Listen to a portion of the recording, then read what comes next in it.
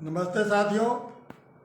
आज गांव सरकार की एक कानूनी कड़ी में हम आपसे बातचीत कर रहे हैं और आज का जो विषय रखा गया है वो है समाज कल्याण, जिसके अंतर्गत विकलांगों और मानसिक रूप से मंद व्यक्तियों का कल्याण भी शामिल है।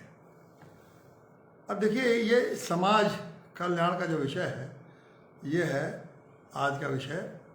और ये जो मैं बार बार कहता हूँ कि ये जो संविधान के जो उनमें 29 विभाग जो ग्राम पंचायतों को दिए गए हैं उसमें इसकी संख्या जो है वो 26वें नंबर पे है रखा गया है। तो 26 विषय वस्तु है ये छः, और उसमें हम आपसे समाज कल्याण के बारे में बात करेंगे। देखिए, जब समाज कल्याण के बारे में बात करते हैं तो ये सभी को ये लगता है कि ये जो काम है वो समाज के कल्याण संबंधित काम है। अब समाज का कल्याण तो आप अगर देखा जाए कि हर चीज़ समाज कल्याण विशिष्ट रूप से ये जो समाज कल्याण है इसको समझने की जरूरत है कि ये समाज कल्याण का मतलब क्या है।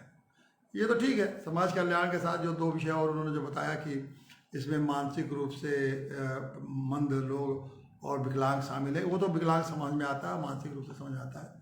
लेकिन समाज कल्याण एक व्यापक एक विषय है कि और इसको समझना पड़ेगा कि ये समाज कल्याण में क्या क्या विषय आ सकते हैं। तो देखिए, एक बात आप जान लीजिए कि समाज में हर तरह के लोग रहते हैं। समाज में हर आदमी को, जितने लोग समाज में रहते हैं या ऐसे हर नागरिक को आप कहिए या हर व्यक्ति को जीने के लिए बहुत सारी चीज़ें चाहिए। क्या क्या चाहिए जीने के लिए? उसको जीने के लिए पहले तो उसको उसके अच्छे उसका जो जब माँ के गर्भ से आवे तो माँ के गर्भ से ही शुरू हो जाता है उसके जीने की यात्रा। तो माँ के गर्भ से उसका सुचारू रूप से वो उस माँ के गर्भ से उसका पैदा हो, फिर उसके बाद जब बच्चा हो तो उसका पालन पोषण ठीक ढंग से हो, फिर वो बड़ा हो तो उसको रोजगार चाहिए, स्वास्थ्य चाहिए, घर चाहिए, मकान चाहिए, शादी विवाह चाहिए और तमाम चीज़ें उसकी ज़रूरतें हैं। तो जो व्यक्ति की मूलभूत ज़रूरतें हैं वो हर व्यक्ति को चाहिए। लेकिन चूंकि समाज में बहुत सारे लोग हैं जो इन सारे अपनी जो मूलभूत ज़रूरतें हैं उसको जुटा लेते हैं। मतलब जिसके पास साधन है, जिनके पास संपन्नता है, तो वो जो अपनी मूलभूत चीज़ें हैं, मूलभूत ज़रूरतें हैं, जैसे जिन बातों का मैंने जिक्र किया कि मूलभूत ज़रूरतें शुरू हो जाती हैं माँ के गर्भ से ही, तो वो लोग अपनी मूलभूत ज़रूरतें जुटा लेते हैं। लेकिन समाज में ऐसे बहुत सारे तबके हैं, बहुत से लोग हैं जो अपनी मूलभूत चीज़ों को जुटा नहीं पाते। अब ये कौन कौन से लोग हैं आपने कभी देखे? आप देखते तो हैं, लेकिन कभी आपने उस पर विचार नहीं किया कि समाज में वो कौन कौन से लोग हैं जो अपनी मूलभूत ज़रूरतों को पूरा करने में अक्षम है, चाहे पूरा करने में सक्षम नहीं है, पूरी अच्छे ढंग से अपनी मूलभूत ज़रूरतें पूरी नहीं करते। थोड़ा सा आप नज़र में आपको याद दिलाओ, क्योंकि आप वो देखते रहते हैं कि कौन लोग हैं। तो अब ये जैसे है कि जैसे विकलांगों का तो ठीक है, आप पहला तो आप ये तो सभी जानते हैं कि विकलांग लोगों को अपनी ज़रूरतें पूरे करने में दिक्कत होती है, क्योंकि विकलांग की श्रेणी में कौन है? मान लीजिए अंधे, लूजे, लंगड़े, ये सारे लोग उसमें आते हैं कि ये लोगों को अपने समाज में अपनी ज़रूरतें पूरी करने में मुश्किलें होती हैं।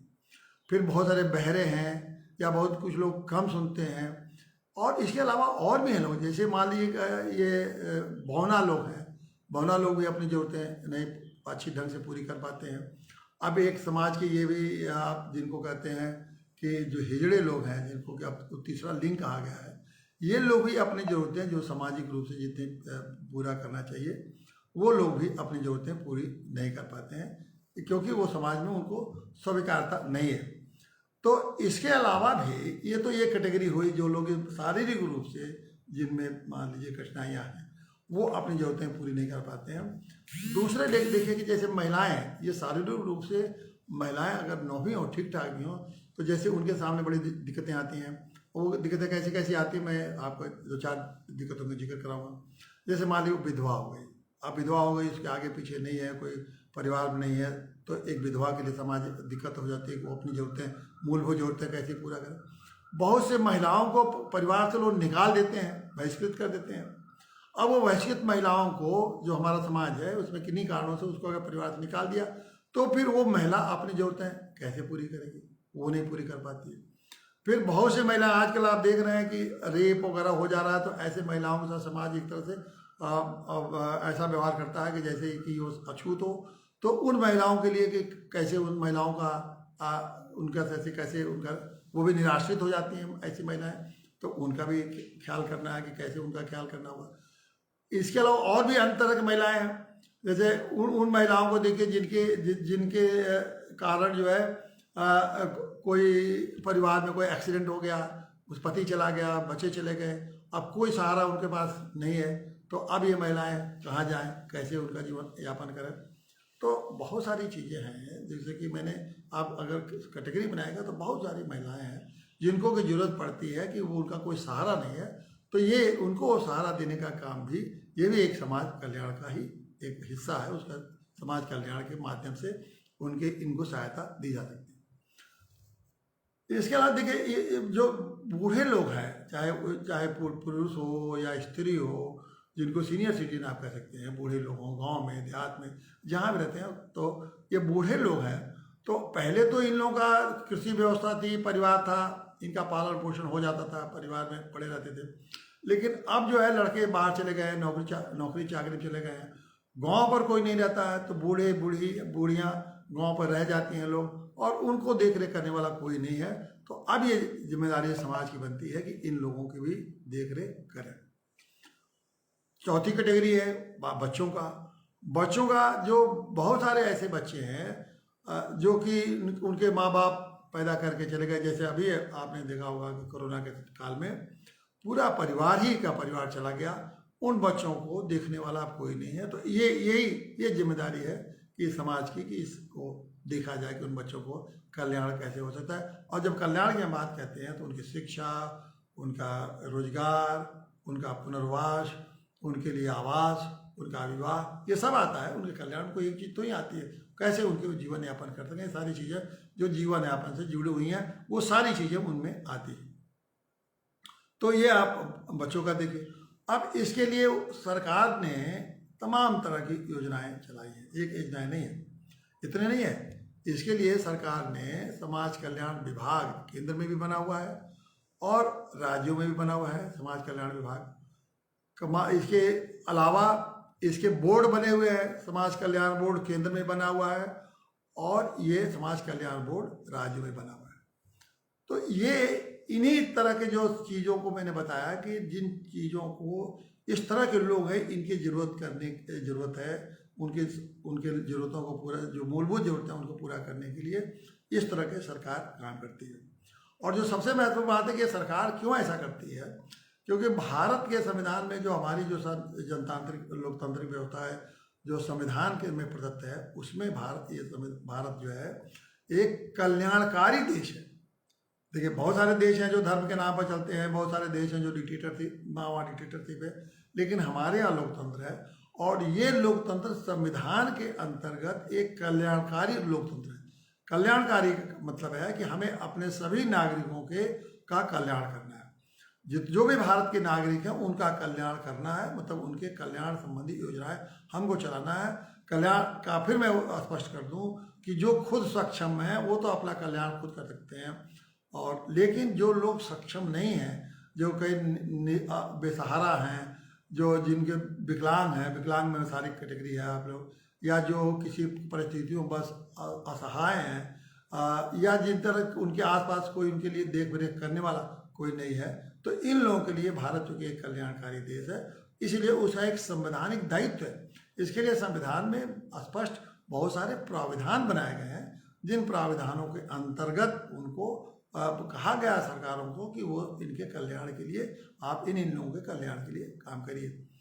तो अब इनके कल्याण के लिए काम करने का चूँकि एक सरकार का एक दायित्व भी है, ऐसा नहीं है कि वो केवल सरकार की मर्जी है कि करे, नहीं, उसके लिए संविधान ने उनके ऊपर इस दायित्व को थोपा है, एक कल्याणकारी राज्य के रूप में आप करिए। तो इसलिए ये दायित्व अब संवैधानिक दायित्व भी है समाज का लोगों का कल्याण करना, और समाज के कल्याण का मतलब उन लोगों का कल्याण करना जो स्वतः अपने लिए अपने जो अपनी मूलभूत आवश्यकताएं हैं उसको पूरा कर नहीं पा रहे हैं। तो ये इनका एक दायित्व है। और जैसा मैंने कहा कि तमाम विभाग बने हुए हैं, लेकिन एक इसमें जो सबसे बड़ा विभाग, इसमें एक और चीज़ जो जोड़ा गया है कि इतनी बड़ी आबादी को ये समाज का जो कल्याण है, मतलब करीब करीब हर, आप देखेंगे कि हर 100 आदमी पर एक आदमी या 2 आदमी को ऐसे हैं जिनको कि ऐसी स्थिति है कि उनकी समाज की मदद की उनको ज़रूरत है। वैसे तो आप देखेंगे बहुत है, हमारे देश जितनी गरीबी की स्थिति में है और जितनी और सारी समस्याएं हैं, उसके देश से करीब 20, मेरे हिसाब से तो करीब 20% लोग ऐसे हैं, 20 से 30% लोग भी हो सकते हैं जो कि इन जिनको के समाज के कल्याण की ज़रूरत है। और उनके समाज के कल्याण की जरूरत है, जैसे मैंने बताया कि इसके अलावा भी उनको इसलिए भी जरूरत है कि कुछ लोग दूर दराज इलाकों में रहते हैं जहाँ की साधन सुविधाएं पहुँच नहीं पाई हैं, तो उनको भी मदद पहुँचानी है। कुछ लोग परंपराओं के नाते ऐसे हैं कि साधन सुविधा लेने नहीं चाहते हैं, लेना नहीं चाहते हैं और वो मांगते रहते हैं। जैसे बहुत सारे लोगों की आदत है भीख मांगना, अब भीख मांग के जीवन का पार्जन करना उनकी आदत बन चुकी है। तो उनके कल्याण, उनको जीवन में मुख्य धारा में लाने के लिए कितनी कठिनाई उठानी पड़ती है सरकारों को, वो आना नहीं चाहते हैं। बहुत सी जातियाँ ऐसी हैं जो घूमती रहती हैं, उनको भी मुख्य धारा में लाने के लिए कि उनकी जो ज़रूरतें हैं वो समझते हैं कि हमारी छोटी मोटी चीज़ों से पूरी होती, जो कि पूरी होती नहीं है। तो वो उनको भी सामाजिक दायित्व निभाते हुए सरकार को और विभागों को उनके लिए मुख्य धारा में लाने के लिए बहुत सी उनकी मदद करनी पड़ती है। तो बहुत सारे लोग समाज में ऐसे लोग भी हैं जो कि वो उस व्यवस्था को लेना नहीं चाहते हैं ताकि उनको आगे बढ़ाया जा सके, और उससे उस मुसीबत में रहते हैं, लेकिन उस व्यवस्था के भागीदार नहीं बना जाते। तो उनको भी कैसे उस व्यवस्था में भागीदार बनाया जाए, कैसे उस व्यवस्था में उनको लाया जाए, तो ये भी एक समाज कल्याण की ही दायित्व बनता है कि सरकार का, कि समाज कल्याण के जो उनका ध्येय है उसमें इनको भी कैसे शामिल करा के इनको सुख सुविधा और जो इनकी मिनिमम लाइफ के जीने के लिए जो जरूरतें चीज़ें हैं उनको दी जाए। तो ये मैंने आपको बताया कि ये है समाज कल्याण। तो अब आप ये समझ गए कि समाज कल्याण में कितनी चीज़ें शामिल हैं और कैसे इन लोगों को कैसे सुविधा पहुंचाई जाए, और ये आपने समझ लिया कि ये सरकार का है। लेकिन जो मैं आपके सामने एक और पक्ष रखना चाहता हूँ वो है कि इसमें एनजीओ का बहुत बड़ा योगदान है। एनजीओ का मतलब नॉन गवर्नमेंटल ऑर्गेनाइजेशन, और एनजीओ होती है कि स्वैच्छिक संस्थाएं, वो इसलिए उनको रखा गया है। सबसे ज़्यादा समाज कल्याण विभाग में इनकी जरूरत पड़ती है क्योंकि हर व्यक्ति तक हमारे 1 अरब 30 करोड़ की आबादी है। तो इससे सरकार से ये अपेक्षा करना कि हर व्यक्ति तक कोने कोने तक इस सुविधा को सरकार के माध्यम से पहुंचा सकते हैं, यह संभव नहीं। तो सरकारों ने क्या किया कि इन लोगों के लिए ये व्यवस्था बनाई कि ऐसी व्यवस्था बनाई कि सामाजिक क्षेत्र में जो लोग काम कर रहे हैं उनको आर्थिक मदद दी जाए और वो लोग उस आर्थिक मदद से लोगों को कल्याण करें। और आप तो इसलिए एनजीओ एक बड़ी भूमिका समाज कल्याण के क्षेत्र में निभा रहा है। और एनजीओ, छोटे एनजीओ से लेके बड़े बड़े एनजीओ तक, यहाँ तक कि टाटा जैसे बड़े कंपनियाँ भी या इसमें समाज कल्याण के लिए एनजीओ बना के और मदद हर तरह से मदद करती हैं। अंबानी है, अडानी है, सभी सारा है, बहुत से जितने भी बड़ी बड़ी कंपनियां हैं समझ लीजिए कि सभी लोग किसी न किसी रूप से एक एनजीओ बना के समाज कल्याण के काम में लगे हुए हैं। तो अब इनके माध्यम से भी बहुत बड़ी इनकी मदद समाज के कल्याण के द्वारा की जाती है।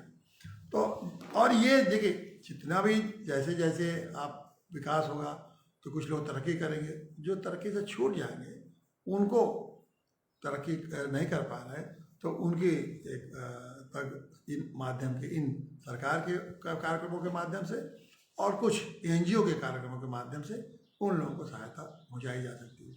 और ये निरंतर प्रक्रिया चलेगी। ऐसा नहीं है कि हमने आज लोगों को मदद कर दी तो हमेशा के लिए मदद कर, नहीं, आज हमने मदद की, हो सकता है कल और लोगों को मदद का, लोग उस लायक न बने, उनकी मदद करना पड़ा। जैसे इसी में मैंने जैसे कोरोना का जिक्र किया, कोरोना में बहुत सारे बच्चे अनाथ हो गए, बहुत से परिवार अनाथ हो गए, तो अब इन लोगों को ये तो जरूरत नहीं आ गई ना अब ये समाज कल्याण विभाग का काम है कि इन लोगों को कैसे पहचान करके और इन लोगों को कैसे मदद की। तो जो पहले से जो समस्या चल रही है वो तो है ही है, जिनको कि आपको मदद करना है। उसके अलावा ये नई जो परिस्थितियाँ पैदा हुई है, इसमें भी लोगों को कैसे मदद की जाए, ये भी आपको देखना है। तो मेरा ये कहने का मतलब ये है कि ये निरंतर चलने वाली एक प्रक्रिया है, जिसमें कि आप लोगों को मदद आप समाज कल्याण विभाग के माध्यम से, ये एनजीओ के माध्यम से आपको करना चाहिए, और सरकारें कर भी रही हैं, एनजीओ भी काम कर रही है। लेकिन अब ये इन चीज़ों के बारे में अब गांव के परिप्रेक्ष्य में देखिए कि समाज कल्याण के बारे में आप समझ गए, आप एनजीओ समझ गए, सरकार विभाग समझ गए, और सरकार विभाग के में कितना बड़ा गांव से लेके और जिला, प्रदेश और राज्य और केंद्र और तमाम हर जगह है इनका विभाग, तो ये आप समझिए। लेकिन अब मैं चर्चा करूँगा कि ग्राम पंचायतों के माध्यम से ये समाज कल्याण का काम कितना हो रहा है। अब आप देखिए कि ग्राम पंचायत में मैं नहीं समझता कि ग्राम पंचायत की वर्तमान स्थिति में किसी भी ग्राम पंचायत के पास ये व्यवस्था है कि जो मैंने सूची बताई इतने लोगों की मदद करने के लिए वो मदद कर सकें। और जो उदाहरण के लिए अब जैसे कोई गांव में बौना हो गया, तो गांव पंचायत उस बौने को क्या मदद कर सकती है, कैसे उसके जीवन को, बौने के जीवन को बना सकती है। या आप किसी भी मान लीजिए कि ये जो को तीसरा लिंग कहते हैं, जिसको हिजड़ा हम लोग गाँव में ये कहता हूँ शब्द में, अगर कोई है तो उसको गांव में किस तरह से उनके पुनर्वास की मदद गांव के लोग कर सकते हैं। या गांव में लोग जिनको समझते हैं कि बिल्कुल असहाय हैं, उनके बाल बच्चे कोई नहीं है, उनकी मदद करने वाला, तो ग्राम पंचायत क्या कर सकती है? जो कुछ है वो सरकारी योजनाएं हैं, सरकार के पास योजनाएं उन्हीं से मदद करने के लिए है, और सरकार के विभाग हैं, उनके माध्यम समाज कल्याण विभाग है, वो आएगा गांव में, घूमेगा घामेगा, देखेगा, किसी की मदद करने। कोई आता तो गांव में है नहीं, किसी विभाग का तो कोई गांव में आता नहीं। अगर कोई मान लीजिए कि बौना है और उसके लिए कोई स्कीम है, उसी तरह का कोई हीड़ा है अगर उसके लिए कोई स्कीम है, या कोई बीमार है, असहाय है, अगर उसके लिए कोई स्कीम है, तो उसको क्या करना पड़ेगा? उसको जिले में जाना पड़ेगा, समाज कल्याण विभाग में, और समाज कल्याण विभाग में जाके अपनी दरखास्त देगा, उनकी जांच होगी, और उनके जो तरीके हैं, नियम नियमावली, उसके चक्कर में फंसेगा।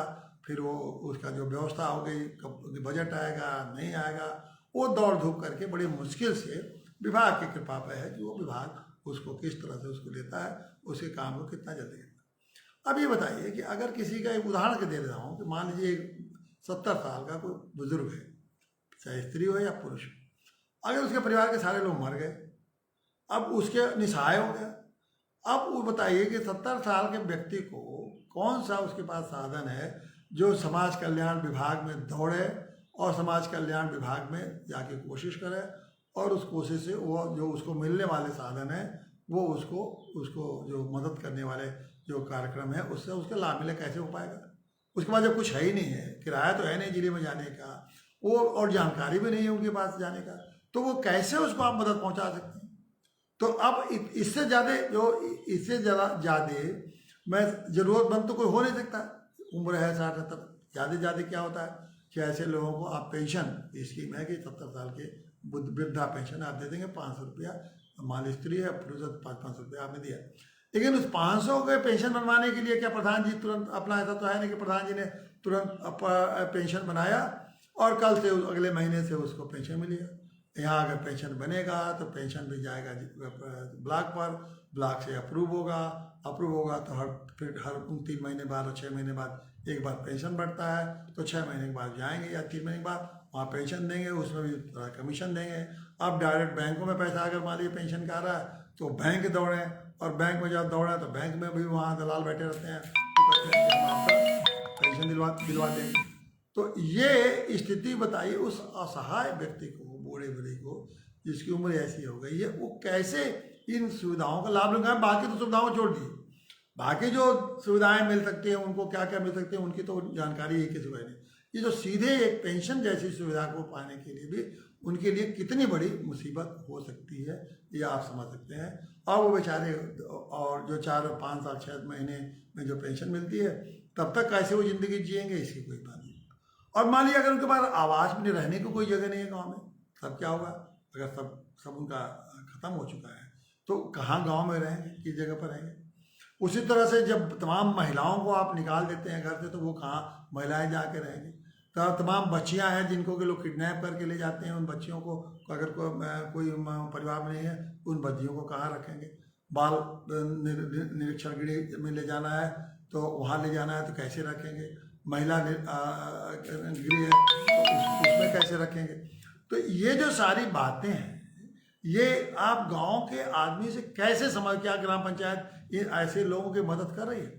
तो इसीलिए मैं कहता हूँ कि ग्राम पंचायतों में आप बताइए कि आपको देखा है कि ऐसे लोगों को, असहाय, निराश्रित और पीड़ित लोगों की, चाहे जरूरतमंद लोगों की गांव पंचायतों में कौन सी मदद करिए आप। अगर हम तो मैंने कहीं नहीं देखा है कि ग्राम पंचायत अपने असर से इन लोगों की कोई मदद कर सकती है। तो इसीलिए मैं कहता हूँ कि अगर ये इन लोगों को, अगर ये ग्राम सरकार बन जाती तो ये कितना आसान हो जाता। अब मान लीजिए ग्राम पंचायत बन जाती, ग्राम पंचायत तो भैया मान लीजिए गाँव सरकार बन जाती, तो जैसे बार बार मैं कहता हूँ कि ग्राम पंचायत का हर काम के लिए एक विभाग होता। अब समाज कल्याण के लिए ग्राम पंचायत का एक समाज कल्याण विभाग होता, 5-6 लोग रहते हैं उसमें। अब 2 तरह से ग्राम पंचायतें इनकी मदद करती है। ऐसे लोग जो मैंने एक जो सूची 8-10 कैटेगरी के लोग मैंने बताया, उनकी मदद करनी। पहला तो ग्राम सरकार ये करती कि हर परिवार में, हर व्यक्ति के बारे में पता लगाती कि गांव में कौन व्यक्ति ऐसा व्यक्ति है जिसको कि सामाजिक योजनाओं का, ये समाज कल्याण विभाग की योजनाओं का फायदा मिलना चाहिए। तो एक सबका एक दिन में, 2 दिन में, 3 दिन में तैयार हो जाएगा। ये तो कोई गांव में ये सब तैयार करना तो कोई मुश्किल नहीं है। अब वो गांव में तैयार कर लेती है ऐसे लोगों के, सबको कौन को जरूरतमंद है। फिर वो अपने हर जो 3 महीने बाद गांव सभा के चुनाव में वो मीटिंग होती, उसमें कर लेते कि भाई ये लोग हैं, इनको मदद है, और इनकी एक सूची बन जाती है कि इन लोगों को ये मदद इन लोगों को देना है। ये और पास हो जाता है कि भाई इनको ऐसी मदद देनी है। किसी को ट्रेनिंग दिलाना है, किसी को रोजगार दिलाना है, किसी को पेंशन दिलाना है, किसी को स्वास्थ्य की व्यवस्था दिलानी है, किसी को बहुत सारी, जितने मैंने जिक्र किया, हर तरह की जो योजनाएं दिलानी है। अब 3 तरह से आप इनको लाभ दिला सकते हैं। पहला योजना का लाभ है कि गांव पंचायत में अपना खुद का बजट होता है, जो तत्काल लोगों को, कोई परेशान है, दुखी है, जरूरतमंद है, तो एक तो गांव पंचायत अपने फंड से तुरंत तत्काल उनको मदद कर सकती है। दूसरी जो सबसे महत्वपूर्ण बात है कि सरकार के विभाग हैं, कि सरकार के विभाग के माध्यम से, जो सरकार के विभाग की योजनाएं हैं, उन योजनाओं को कैसे लोगों को, आपको मालूम है कि किसको क्या दिलाना है, तो किसके लिए कौन सी योजना से पैसा, मदद, किस तरह की मदद हो, वो दिला सकते हैं। तो सरकार के 50 योजनाएं हैं, समाज कल्याण की 50 योजनाएं हैं, और कौन योजना में कौन उसका पात्र है, अलग अलग है पात्रता, किसी में कुछ पात्रता है, किसी में कुछ पात्रता है। तो सारी योजनाओं में कौन योजना किसके माध्यम मिल सकती है, लाभ मिल सकता है, उन योजनाओं में उनको लाभ दिलाने का ये काम करती है। तीसरा जो तरीका था, एनजीओ के माध्यम से। अब एनजीओ में जैसे मैंने कहा कि छोटी एनजीओ से लेके बड़े बड़े एनजीओ तक, अब टाटा जैसे इतनी बड़ी कंपनी, अंबानी जैसी, अडानी जैसी कंपनियां भी चाहती हैं कि लोगों की मदद करें, लेकिन अब उनके मदद करने के लिए अपने तरीके हैं, उनके नियम हैं, इन तरह से मदद करें। अब उन नियमों में अगर आपको लाने के लिए अपने गांव में थोड़ी बहुत व्यवस्था करनी पड़ती है कि ये ऐसे नियमों की जानकारी हो, और फिर उन नियमों में कैसे पात्र बने, उस पात्रता के लिए तैयारी करनी पड़ती। तो ये जो पात्रता थी, वो आप उन पात्रता को उन गाँव के लोग, उसके माध्यम से इन बड़ी बड़ी एजेंसियों से, और एक नहीं है, ये तो मैंने बड़े बड़े टाटा, अंबानी, अडानी को बताया, इससे बड़े बड़े के ये तो हैं, लेकिन इसके बाद भी हजारों की संख्या में इस तरह से ग्रुप है जिनका कि आप मदद दिला सकते हैं, हजारों की संख्या में है, समझे आपने। तो ये मदद दिला सकते थे। तो अब इसके ये तो हो गया एनजीओ के माध्यम।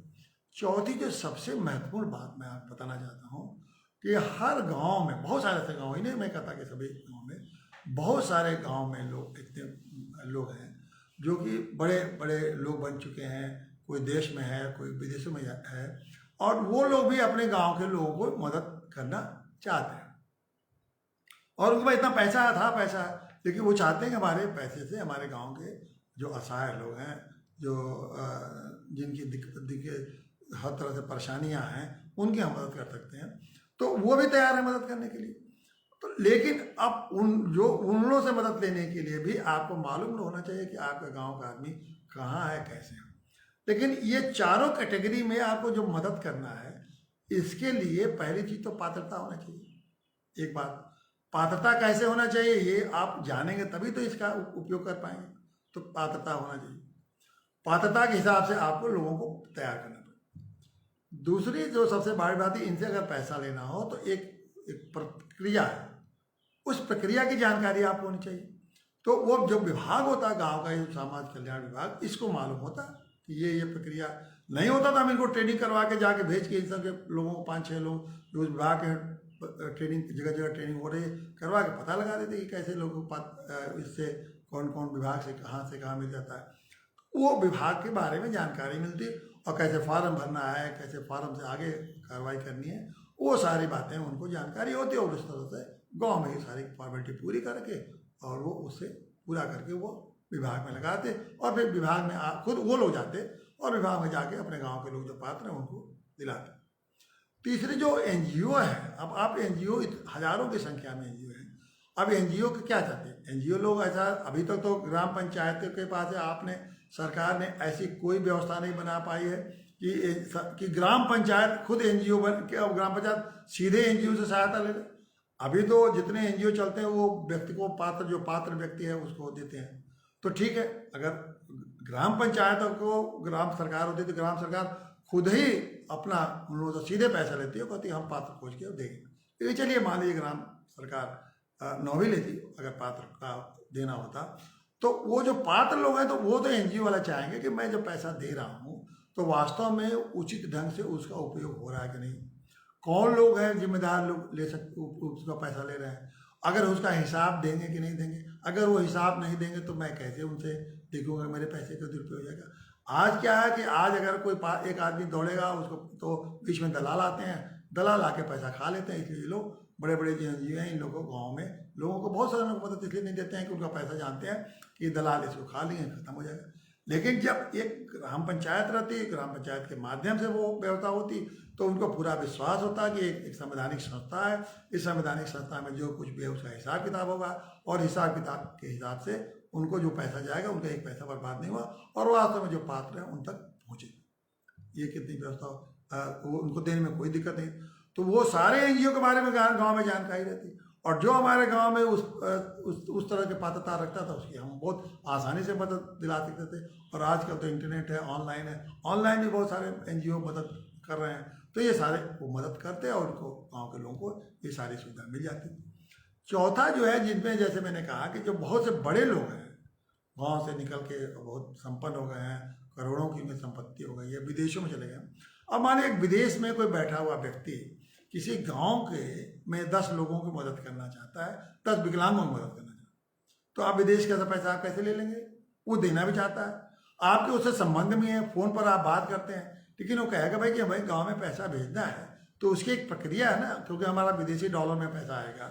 आप वो विदेशी डॉलर आपके गाँव के जिस व्यक्ति की जरूरतमंद हो उस तक कैसे पहुँचे, इसकी एक व्यवस्था बनानी पड़ेगी। तो अगर वो ये गाँव सरकार होगी तो ऐसी व्यवस्था बनाएगी, ऐसी व्यवस्था अपने ग्राम पंचायत के नाम से पैसा ले सकती है और संवैधानिक संस्था है उनसे सरकार से कह सकती है कि हमारे ये पैसा है, हमारे लिए आ रहा है, ये हमारे पात्र हैं, इन लोगों के लिए व्यवस्था बनना चाहिए। तो वो गांव पंचायत में ये भी व्यवस्था बन जाती है। तो इस तरह से आप देखें कि ये 4 स्रोत से हम अपने गाँव के लोगों को, गाँव सरकार अगर बनाते हैं तो इस तरह से हम लोगों को मदद कर सकते हैं। तो गाँव में जो लोग परेशान हैं, असहाय हैं, जिनकी जरूरत है, जिनकी बेसिक जरूरत नहीं है, बताइए कितने हम ग्राम सरकार पूरा कर सकते थे। और आज के इसके नाम पर समाज कल्याण के नाम पर एक ढीले भर का काम गांव में नहीं होता है। एक आध लोग कोई पेंशन के अलावा तो मैं नहीं जानता कि पेंशन के अलावा और क्या मिलता है, थोड़ा विधवा पेंशन, विकलांग पेंशन, यही मिल जाता है। मैं तो आपको बताऊं, मैं अपने गाँव का ही अनुभव बता रहा हूँ कि एक व्यक्ति को वो बचपन से उसको हो गया पोलियो, उसका एक पैर खराब हो गया, स्वस्थ बच्चा था, हर तरह से बहुत प्रसन्न रहने वाला बच्चा था, लेकिन दुर्भाग्य उसको पोलियो होगा, उसका पैर खराब हो गया। अब उसको किसी ने गांव में उसको गांव में कोई नहीं आया जो कि उसको गांव में उसकी मदद करने के लिए आया हो। मुझे बहुत दिन में जब वो बड़ा हो गया तब मुझे पता लगा कि एक ऐसा बच्चा है जो कि उसको आदत पोलियो हो गया है और वो घसीट घसीट के, पहले तो बच्चा था घसीट घसीट के चलता था, लोगों ने हमको बताया नहीं था, पहले वो घसीट घसीट के चलता था, फिर थोड़ा बड़ा हुआ तो लाठी डंडा लेके चलता था। बहुत बाद में मुझे मालूम हुआ कि उस बच्चे को मदद की, ये इसको विकलांग है और किसी कैसे हम लोगों ने, कुछ लोगों ने बताया, हमने कहा अरे आप लोगों ने इसके लिए व्यवस्थाएं हैं। तो अब एक एनजीओ के माध्यम से, यहाँ कल्याण करोती एनजीओ माध्यम था लखनऊ में, और मैंने उनसे बात किया तो उन्होंने ट्राईसाइकिल भी दिया और व्यवस्था भी उसके लिए कर दिया। इस तरह से मैं जब एक हम लोग का भारत परिषद के संस्था भी जो अपना संगठन है, इसके माध्यम से भी मैंने तमाम लोगों के इस तरह के भारत परिषद तमाम लोगों को ट्राईसाइकिल और भी जो जितनी ज़रूरतें होती हैं, हियरिंग एड, कान सुनने वाला, और जितना भी कर सकते हैं, आँख का ऑपरेशन, और इस तरह भारत परिषद ने समय समय पर करता ही रहता है। वो एक अलग बात है, उसकी हम नहीं चर्चा करेंगे। लेकिन अब ये देखिए, आखिर वो भारत परिषद कर रहा है ना, एक सामाजिक संस्था, तमाम उन्हीं एनजीओ के माध्यम से आपको गांव के लोगों को मदद कर रहा है। मैं ये कह रहा हूँ, ये जो काम भारत परिषद कर रहा है, ये हर जगह हर गांव सरकार का दायित्व है, उसका एक संवैधानिक दायित्व है। संविधान में जो समाज कल्याण जब विषय दिया गया है, तो अगर केंद्र सरकार का समाज कल्याण विषय है, राज्य सरकार का कल्याण विषय है, तो गांव का भी, ग्राम पंचायत का भी समाज कल्याण विषय है। तो ये एक सामाजिक दायित्व नहीं है, एक संवैधानिक दायित्व है उनको मदद करना। लेकिन इस दायित्व का निर्वाह गांव स्तर पर कुछ नहीं होता है, और उसी गांव में भारत परिषद जैसे संगठन जाके उसी सामाजिक एजेंसियों से मदद करा रहा है। जो भारत परिषद कर सकता है, एक सामाजिक संवैधानिक संस्था ग्राम पंचायत नहीं कर सकती है। बताइए, देखिए ये कितना हास्यास्पद है, और कितना हास्यास्पद मैं कर रहा हूँ कि ये संविधान के ऐसी तैसी करना है कि जो आपको संविधान ने दे रखा है, उस दायित्व को निर्वाह नहीं कर पा के, लोगों की मदद नहीं कर पा रहा है, और स्वेच्छित संस्था है भारत परिषद जो कि लोगों से इधर उधर मिलकर बातचीत करके वो कर दे रहा है। तो अब देखिए कि देश का क्या हालात आप लोगों ने बना रखी है, कि जो इतना बड़ा व्यवस्था संविधान के माध्यम से आपको मिला है, उसकी आपने क्या हालात बना रखी है। तो ये जो हालात आपने बना रखी है, ये कितना ये दुखद भी है। और 70 साल देश की आज़ादी के बाद से ये चीज़ें हैं, हर चीज़ आपको मिल सकती है, लेकिन आपके पास कोई व्यवस्था नहीं है कि उन चीज़ों को लेके और जो परेशान और बेहाल लोग हैं उन तक हम पहुंचा सकें। तो ये व्यवस्था का तो दोष नहीं है, ये तो हमारे चाहे हमारे इन नेताओं के भ्रष्टाचार का, नेताओं के नालायकी का, उनकी अयोग्यता का, उनके लालच का, जो वो करते रहते हैं अपने वोट के लिए, बस सत्ता का, जो उनका सत्ता के लिए सब काम करना है, उनको जात भात कटर पटर ये सब करते रहते हैं, तरफ तरफ वोट लेके। उनको इन चीज़ों से उनको चिंता नहीं है कि जो एक व्यवस्था है, उस व्यवस्था को कैसे लोगों तक पहुंचा के उनकी सहायता करें। तो सम्मान, इतनी बड़ी व्यवस्था है, इतना सब कुछ है देश में, लेकिन हम उनको नहीं पहुंचाते।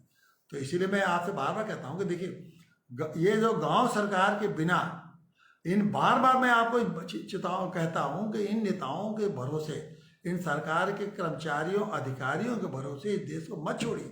ये तो लूटेंगे, खसोटेंगे, अपनी सत्ता, अपनी ताकत बढ़ाएंगे, अपनी सुविधा बढ़ाएंगे, सुख सुविधा बढ़ाएंगे, अपने परिवार को बढ़ाएंगे, अपने धन दौलत कमाएंगे। इससे ज़्यादा आप आशा मत करिए, आप भ्रम में मत रहिए। बहुत से लोग भ्रम है कि मेरे जात का नेता जीत जाएगा तो ये बड़ा भारी कल्याण करेगा। अरे भैया, तुम्हारे जात का नहीं, तुम्हारा दादा नाना काका भी जीत जाएगा तो तुम्हारा कुछ नहीं करेगा, समझे ना। वो भी अपने ही स्वार्थ में अपना लगा रहेगा, अपने लिए लोगों के लिए कराएगा। तुम्हारा गांव के लोग तुम्हारे लिए कुछ नहीं करेंगे। तुमको जो कुछ मिलेगा भारत के संविधान ने दे रखा है, भारत के संविधान की व्यवस्था है, वह संविधान जिसके माध्यम से ये नेतागिरी करके मालोमाल हो रहे हैं, उसी संविधान ने तुमको दिया है जीने का अधिकार, सम्मान के साथ जीने का अधिकार, सारे साधन तुमको दे रखा है, उसका तुम उपयोग नहीं करते हो और इन नेता तुल्यों के पीछे घूमते रहते हो। कभी जात का तुम्हारा नेता आ जाएगा, कभी उसके पीछे आ जाएगा, कभी वो आ जाएगा, और जो सारी तुम्हारी चीज़ें हैं उसके पाने के लिए तुम जो है इन टुटपुजियों के पीछे पीछे घूमते रहते हो। जितने, मैं तो कहता हूँ कि जितने ये नेता हैं ये सब टुटपुजी हैं। टुटपुजी इसलिए है कि वो तुम्हारा ही शोषण करते हैं, जो तुम्हारे नाम पर तुम्हारा ही शोषण करके और अपना ऐशो आराम कर रहे हैं और सपना दिखाते हैं तुमको कि हम तुम्हारे लिए कर रहे हैं। अरे तुमको तो मिला ही हुआ है भाई, तुमको किसी से पीछे जाने की जरूरत नहीं है। उस व्यवस्था को लागू कराने की जरूरत है जिस व्यवस्था को लागू नहीं करा रहे हैं, और ये व्यवस्था लागू हो जाएगी तो आपको सब कुछ खुद मिलने लगेगा, किसी के पीछे जाने की जरूरत नहीं रहेगी। तो इसीलिए मैं बार बार ये कहता हूँ कि आप गांव सरकार बनाइए, जितना जल्दी हो गांव सरकार के लिए जबरदस्त आंदोलन करिए, आंदोलन खड़ा करिए इन नेताओं को, और उस माध्यम से अपनी ताकत खुद बनिए, अपने गांव की व्यवस्था खुद चलाइए, और देखा जिस दिन गांव की सरकार बनेगी, गांव तो स्वर्ग बनेगा ही। और ये जो नेता नुतुल्ली हैं ये सब बेकार हो जाएंगे, किसी काम की कोई आपकी जरूरत नहीं रहेगी, आपको किसी नेता के यहाँ जाने की जरूरत नहीं रहेगी, बल्कि चाहे ये नेता आपके पीछे पीछे गिड़ाएंगे, भैया हमको हमारे लायक कोई काम हो तो बताओ, आज इनके पीछे आप घूमते रहते हैं। तो इसलिए एक बार मैं पुनः आप सबको इस बात को मैं बार बार से दोहराता हूँ कि देखिए, ये इस गांव को आप अभी लग रहा है कि ये संभव नहीं या कोई आके कर देगा, ये दोनों बात, ये संभव है, हो के रहेगा, हो के रहेगा, हो के रहेगा। और ये भी बात है कि ये कोई करेगा नहीं, करेगा नहीं, करेगा नहीं, ये भी बात है। कौन करेगा? इसके लिए आपको ही खड़ा होना पड़ेगा। इसके लिए आपको ही, जैसे देश के आज़ादी के लिए गांव गांव से लोग खड़े हुए, लोगों ने अंग्रेजों के खिलाफ आवाज़ उठाई, और जब अंग्रेजों के खिलाफ आवाज़ उठाई तो अंग्रेज यहाँ से भारत छोड़ कर चले। उसी तरह से आप जो है अगर खड़े होंगे, संकल्प कर लें कि हमें गांव सरकार चाहिए, हमारा संविधान का जो अधिकार है, हमें गांव सरकार चलाने का वो अधिकार चाहिए, और कोई भी नेता हो, कोई भी मुख्यमंत्री हो, कोई भी प्रधानमंत्री हो, उससे कहिए कि जब तक तुम हमारे गांव की सरकार नहीं बनाओगे, तुमको न गांव में घुसने देंगे न तुमको वोट देंगे। देखिए कितनी आसानी से वो होगा। आप अगर भाई वोट देना है तो किसी न किसी को देंगे। अरे मैंने तो आपको कई बार कह दिया, आप किसी को मत वोट दीजिए, आप नोटा को वोट दे दीजिए। नोटा है ना, आप कहेंगे भाई जो गांव के सरकार नहीं बनाएगा उसको हम वोट नहीं देंगे, और गांव की सरकार बनाए नहीं तो अगर हम कोई नहीं बनाएगा, कोई नहीं कहता है तो हम नोटा में वोट देंगे। 2000 ये चुनाव आ रहा है 22 में, आप संकल्प ले लीजिए, गांव गांव से प्रस्ताव पास कर दीजिए कि हम लोग इस बार की तो भाई नैतिक पार्टी, अगर कहीं हम लोग तो इस आंदोलन को चला रहे हैं, नैतिक पार्टी भारतवर्ष चला रहे हैं। नैतिक पार्टी कह रहा है कि हमारा पहला एजेंडा है कि अगर नैतिक पार्टी को अधिकार मिले, आप नैतिक पार्टी को जिताएं, अगर एमएलए एमपी बनाएं तो हम लोग असेंबली में या विधानसभा में बात चिल्लाएंगे गांव सरकार की। अगर एमएलए एमपी नहीं बनाते हैं तो हम लोग, आप देखिए हम आपसे इस तरह से कह रहे हैं, गाँव गाँव घूम कर कह रहे हैं कि हम गाँव सरकार बनाएंगे।